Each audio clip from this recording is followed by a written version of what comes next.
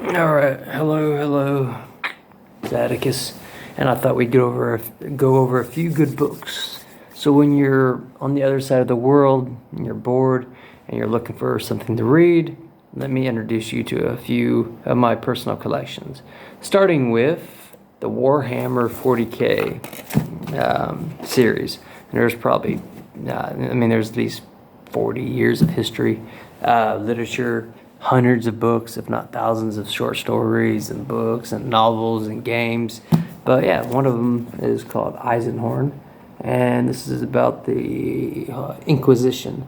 So this is an inquisitor, and from the Order Xenos, which means that they are tasked. Humanity is in the 41st millennium, and he's tasked with seeking out the witch, the heretic, the alien, the mutant, pretty much safeguarding, the empire of man from, threats within and, from afar.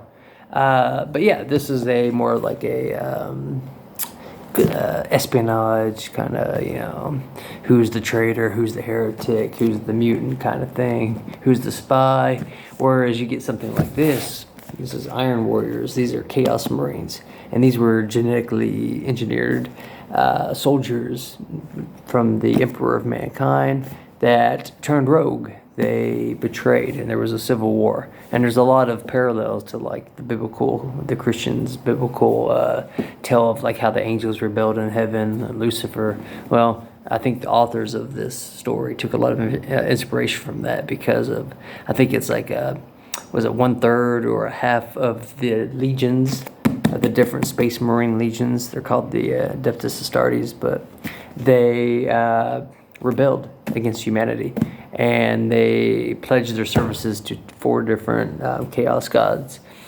And yeah, so this is a more of a grand scale, big wars, big battles, things like that. If you want to see bloody warfare, trench warfare, all the gore of being a guardsman, fighting, mutants and demons and bloodthirster demons and, 9-foot tall, genetically engineered, 2-heart super soldiers that weigh tons in body armor.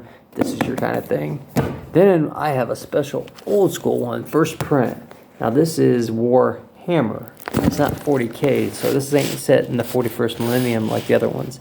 This is the fantasy version, but they're 2 different universes.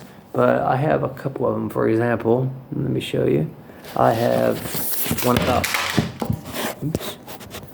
about just the elves, and these are 3 books in one. So I collect all these, and these are about the high elves, which are the good ones. So you got the dark elves, the high elves, the wood elves. I got Burner, the bounty hunter. So this is going to be like fighting, getting trolls and bandits and, zombies and, like that Lord of the Rings kind of vibe. So you got your fantasy, you got your science fiction, everything a growing boy or girl needs to pass the time when you're needing to read. Now, I've read these books for so many years now. I've lost count. There's probably, these books have been published 40 plus years. There's probably hundreds, if not thousands, of books and short stories and games and literature, built upon this universe. And I was first exposed to it back in 2002. And ever since then, I've been an avid fan. So, yeah, I just wanted to give some reading suggestions. Also, I got my new haircut. I was down to here, so I cut it up to here. So, yeah. Anyways, hope you enjoy the reading.